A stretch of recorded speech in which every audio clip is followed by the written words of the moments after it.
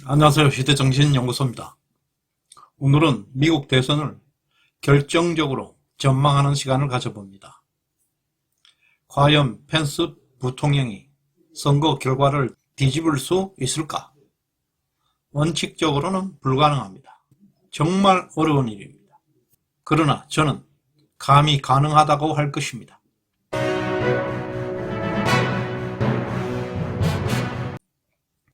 왜냐하면 2020년은 미국에서 불가능한 것은 없습니다.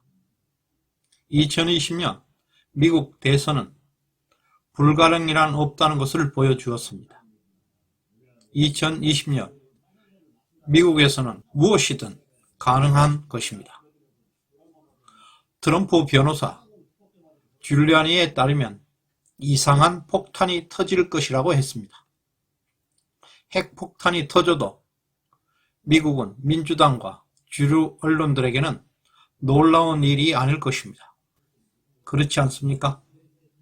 연일 유권자 사기 혐의들이 폭발하고 있는데 미국 수사기관과 법원들은 뒷짐지고 있습니다.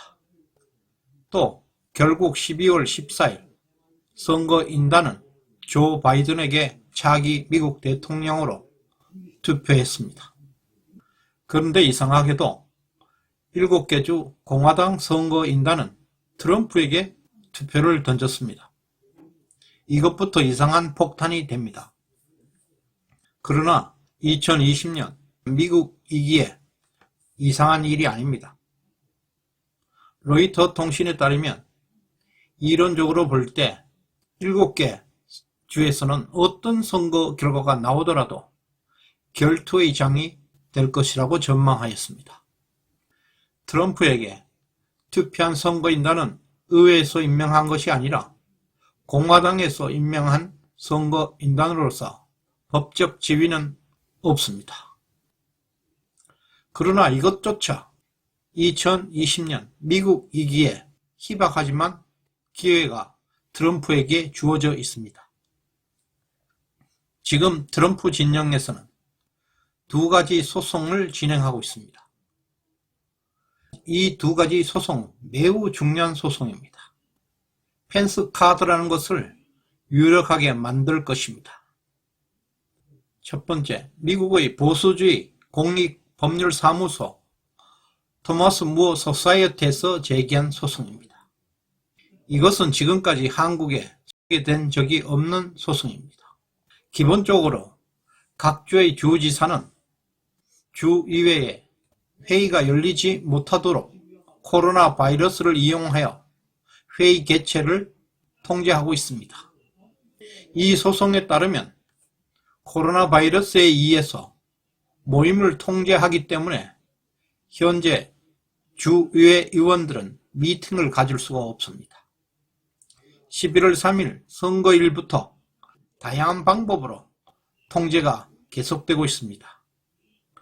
따라서 미스칸, 펜실베니아, 조지아, 애리조나 등 5개 주의회는 대통령 선거와 관련한 어떤 조사나 심의 등 권한을 행사할 수 없으며 투표, 토론 또는 단체로서의 역할을 할 수가 없습니다. 간단하게 말해서 이들 주의회는 2020년 11월 3일 선거일 이후 일어난 일에 대해서 대응할 능력이 없었습니다. 따라서 토마스 무어 소사이어티에서는 이런 주지사가 의회 활동을 막는 법은 위헌이라고 소송을 제기하고 있습니다. 이것도 엄청나게 이상한 법입니다. 그러나 이것도 2020년 미국이기에 가능한 것입니다. 다음 소송은 공화당 의원들이 펜스 부통령을 고소하고 있는 소송입니다. 1887년에 제정된 법에 따라서 부통령은 대통령 선거의 승자를 확인할 의무가 있는 것입니다. 2017년 바이든 부통령은 트럼프에게 대통령을 확인 선언하였습니다. 그러나 2021년 올해는 바이든이 승자가 될지도 모릅니다.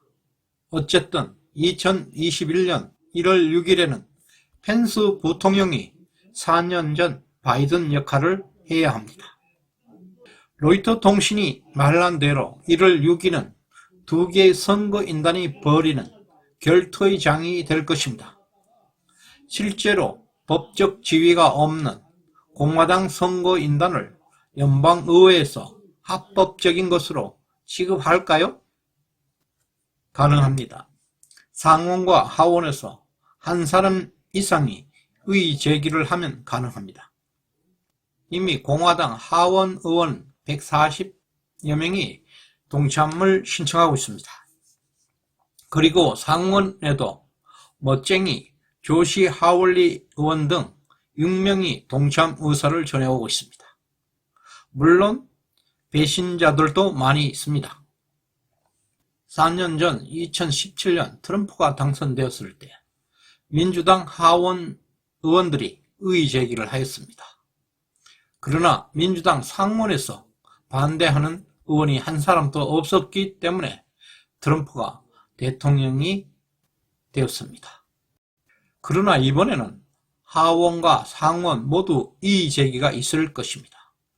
이번 텍사스 루이 고모트가 제기한 소송은 이러한 의의 제기가 있을 때 부통령에게 결정권이 주어져야 한다는 소송입니다. 참고로 이 소송을 담당하는 판사는 제레미 케너들로서 트럼프가 임명한 판사입니다. 즉, 펜스 부통령은 상하원 모두 의의 제기가 있을 경우 선거인단을 짓게 할 때 독점 권한과 독점 재량권이 펜스 부통령이 가진다는 것입니다. 펜스에게 정권을 모두 주어야 한다는 이 소송도 매우 이상한 폭탄입니다. 이것도 2020년 미국이기 때문에 가능한 것입니다. 그럼 펜스 부통령을 믿을 수 있느냐의 문제만 남았습니다. 펜스는 트럼프에게 도움이 될까요? 오늘 린 우드 변호사의 트윗을 보면 존 노버츠 대법원장, 미치 맥코넬 원내대표, 그리고 펜스 부통령에 대해서 최대의 반역자라고 신랄하게 비판하고 있습니다. 두 사람과는 달리 펜스 부통령은 아직 반역죄를 실행한 적은 없습니다. 그러나 트럼프는 평범한 사람이 아님을 알아야 합니다. 법무장관 윌리엄 바, 국방장관 에스퍼 등 많은 측근들이 배선하기 전부터 이미 트럼프는 그들을 대신할 사람까지 정해놓을 만큼 주도 면밀한 모습을 보여주었습니다. 펜스 부통령에게 배신당해서 버사를 망칠 트럼프가 아니라고 봅니다. 펜스가 만약 펜스가 딥스이면 이미 트럼프는 그에 맞는 병법을 준비해 두고 있을 것입니다. 1월 5일에 실시되는 조지아 결선 투표는 너무 중요합니다. 상원의원 2석을 반드시 가져와야 합니다. 트럼프는 조지아 결선 투표에 영향을 주지 않기 위해서 지금 몸을 낮추고 1월 5일 이후에 있을 거사에 대한 명분을 축적하고 있습니다. 2020년 미국의 가치는 한마디로 무법천지입니다. 적어도 2020년 미국에서는 불가능한 것은 없습니다. 누가 무엇을 하든 아무리 이상한 것이라 할지라도 주류 언론들과 빅테크 그리고 민주당에서는 그것을 불법이라고 주장할 수 없습니다. 미국에는 미국의 가치가 사라졌기 때문입니다. 따라서 트럼프가 계획하고 있는 미국을 재건하려는 모든 것은 정당성을 가지는 것입니다. 적어도 선거 사기 사건이 종료될 때까지 트럼프는 곧 미국입니다. 시대정신연구소였습니다. 감사합니다.